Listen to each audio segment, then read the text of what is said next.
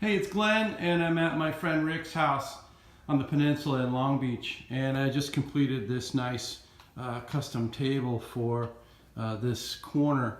It's pretty cool. It looks out over the harbor in Long Beach, and so the table is Teak and Holly, very nautical, very maritime oriented.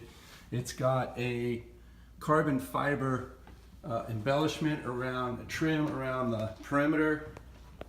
You can see also a epoxy style bar top surface, very impervious, and also added the drawer and put the same style of treatment on the drawers.